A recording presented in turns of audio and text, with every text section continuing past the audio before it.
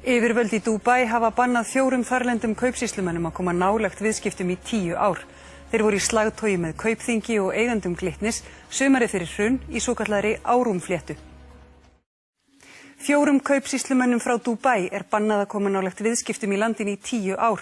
Viljayfirlýsing frá þeim var notuð sem réttlæting fyrir 6 milljarða lánveitingu Glitnis í tengslum við Árum Holdings sumarið fyrir hrun. Þrotabúið er í málaferlum við 6 eigendur og stjórnendur gamla bankans vegna lánsins.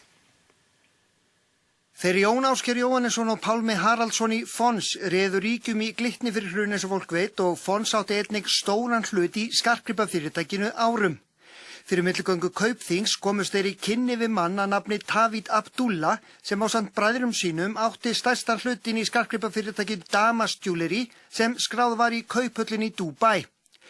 Þeir kynntu honum bjarta framtíðarsýn fyrir Árum sumarið 2008. Abdullah gaf í framhaldinu út viljayfirlýsingu eða óskuldbindandi kauptilboð sem rataði til Glitnis. Bankinn pungaði þá út 6 milljörðum sem fór í að kaupa hlut sem bókfærður var á 1400 milljónir.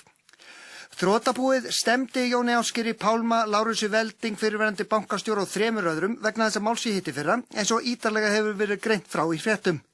Í stefninu var lýst fléttu sem átt að skila Pálma og Jóni Ásgeiri milljarði hvorum og 4 milljörðum til uppgreiðslu á lánum.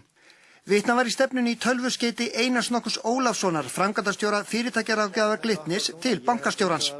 Þar undrast hann hið margfalda verðmat og spyr af hverju bankinn láni ekki bara Pálma 2 milljarða til að koma fyrir á Caymaneyjum í stað þess að fara í alla þessa æfingu. Jón Ásgeir sendi Lárusi líka tölvupóst þar sem hann segist sjálfur muni taka við stjórnarformennsku í Glitni gangi hlutirnir ekki eftir. Slitastjórnin túlkaði þetta sem hótun og sönnun að Jón Ásgeir hafi stýrt bankanum á bak við tjöldin. Sjálfur segir hann að vantað hafi broskall við síðustu setninguna. En nú víkur sögunni aftur til þeirra Abdullah bræðra í Dúbaí. Í kjölfar viðamikillar rannsóknar fjármálaeftirlitsins þar í landi viku þeir allir úr stjórnunarstöðum sínum hjá fyrirtækinu Damas.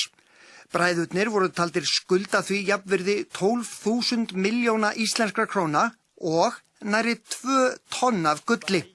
Fyrirtæki fekk sekt upp á nærri 100 milljónir og þeim bræðurum gert að skila bæði fé og gulli. Að auki er þeim bannað að koma nálagt fyrirtækjarekstri í Dúbaí í 10 ár. Viljayfirlýsingin er enn lykil skjali vörn gömlu eigandana í málinu sem þrotabú Glitnis hefur höfðað gegn þeim og er nú rekið fyrir íslenskum dómstólum.